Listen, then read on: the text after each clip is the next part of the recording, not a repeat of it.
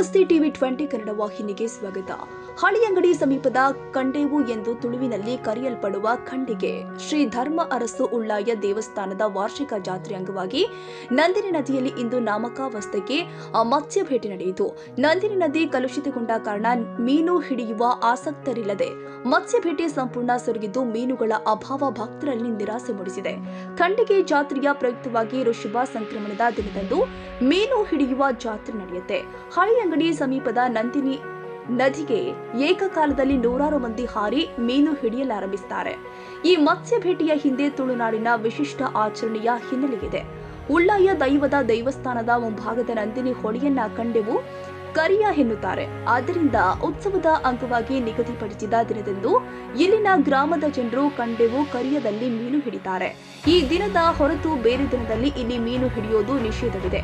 ಸಂಪ್ರದಾಯ ಮೀರಿ ಮೀನು ಹಿಡಿದ್ರೆ ಬಲೆಗೆ ಹಾವು ಬೀಳತ್ತೆ ಎಂಬ ನಂಬಿಕೆ ಇದೆ.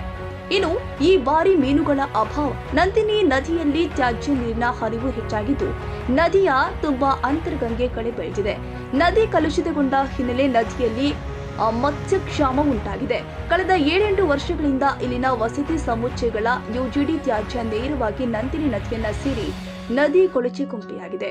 ನದಿ ಕಲುಷಿತಗೊಂಡ ಕಾರಣ ಗ್ರಾಮದವರೇ ಪ್ರತಿಭಟನೆ ಮಾಡಿದ್ರು. ಅಲ್ಲದೆ ಉಪಲೋಕಾಯುಕ್ತರು ಭೇಟಿ ನೀಡಿ ಈ ಬಗ್ಗೆ ತನಿಖೆಗೆ ಆದೇಶಿಸಿದ್ರು.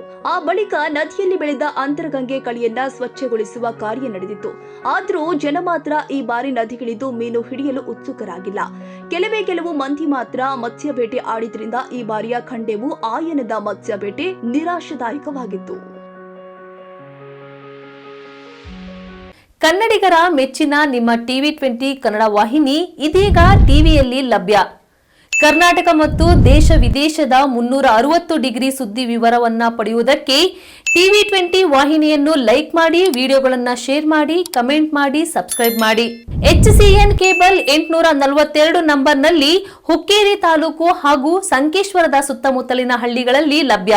PCN ಕೇಬಲ್ 129 ನಂಬರ್ನಲ್ಲಿ ಹಾರುಗೆರೆ ಸುತ್ತಮುತ್ತಲಿನ ಹಳ್ಳಿಗಳಲ್ಲಿ ಲಭ್ಯ. ರಾಯಬಾಗ್ ಡಿಜಿಟಲ್ ಚಾನೆಲ್ ಕೇಬಲ್ 80ನೇ ನಂಬರ್ನಲ್ಲಿ ರಾಯಬಾಗ ತಾಲೂಕಿನ ಸುತ್ತಮುತ್ತಲಿನ ಹಳ್ಳಿಗಳಲ್ಲಿ ಲಭ್ಯ.